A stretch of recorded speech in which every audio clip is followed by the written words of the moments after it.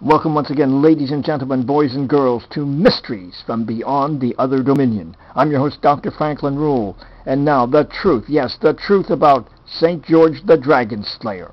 Roll tape. Now it's time to tell you the truth, yes, the truth about St. George the Dragon Slayer. But first we have the trivia question of the day for you. Let me find it here, and it is as follows. Let me extricate from paper prison. Which Roman emperor ordered the beheading of St. George? Now this is multiple choice in alphabetical order. A. Augustus, B. Caligula, D. Diocletian, D. Hadrian, E. Maximus, F. Nero, G. Trajan, or H. Vespasian. Now the only prize is one pat on the back for the correct answer. If you want $1 million, call Regis Phillips. But please, please don't call us. We don't have any prizes to offer. We can't afford them. We can't even afford operators to take your calls. I'll take a sip of water and be back momentarily with that correct answer.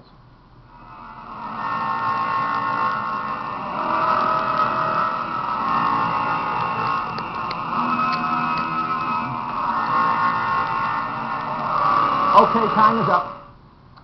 Okay, you know, I've been criticized again because I don't offer those wimp lifelines like some shows do.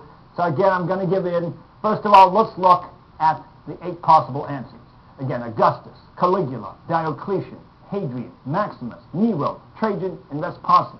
One of those 8 ordered the beheading of St. George. So let's go to 50-50. Computer, please magically eliminate 4 of the incorrect answers, leaving the correct answer and 3 incorrect answers. And here it is. We have now Caligula, Diocletian, Nero, and Vespasian. One of those 4 is the correct answer. Let's try another wimp line. Let's ask our vast viewing audience. Computer, please produce those results. And here we have them. Look at that. 25% say Caligula, 25% Diocletian, 25% Nero, and 25% Vespasian. Doesn't help much, does it? Okay, let's try one more wimp lifeline. Let's call one of your friends. And the answer? The friend says it was Maximus. But we know he's maximally wrong. So it's now up to you. And of course I have to ask, is that your final answer? You're saying Diocletian? You're absolutely right. You didn't need those wimp lifelines. Now let me tell you an aside about Diocletian. In 270 AD, he was a soldier in the Roman army. And a soothsayer told him that he would become Roman emperor when he slew a wild boar. So, of course, he started killing wild boars left and right, and by 284, he's pretty disillusioned. He still wasn't emperor. Then, the existing emperor, Numerian, was assassinated, and Diocletian killed the assassin, whose name was Aper, A-P-E-R, which in Latin means, you guessed it, wild boar. Then he did assume the throne of Rome. Now, let's go to St. George. Of course, he's known for slaying the dragon. The legend that we've all heard is that in Berks, England, he arrived where there is a pagan community which was being terrorized by a dragon in a cave. Now, he's a Christian knight, a brave man. Each month, they had to leave a human sacrifice at the cave for the dragon, and this time it was Una, the king's daughter. So he went to the cave, he took Una's corset, tied it around the dragon, rescued Una, and then brought the dragon back to the village where he was slain. And the village became Christianized because of his gallantry. But this is not what happened.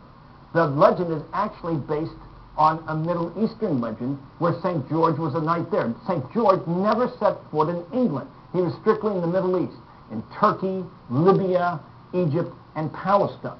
And the original legend was that he went to the village of Salina in Libya, which was a pagan village, and then rescued the king's daughter, Sabra, who was being held by the dragon. Now, in 303, Diocletian began to persecute the Christians, especially in the Middle East, because they refused to worship him as a living god. St. George, the gallant knight, opposed the Romans and tried to stop the persecution. Diocletian heard about this and personally ordered his decapitation. but his legend survived him. Then in 1344, King Edward III, so enthralled with the legend of St. George, converted him in the story into that of an English knight and made him the patron saint of the Order of the Garter, which he then formed, which was the highest order of knighthood in England. Then, in 1415, King Henry V named St. George the Dragon Slayer as the patron saint of all England, despite the fact that he was not English, never came within 1,000 miles of England. Yes. So there you have it. The truth about St. George, heard only on our show. Now, until next time, may the power of the cosmos and of St. George be with you. Yes, yes, yes.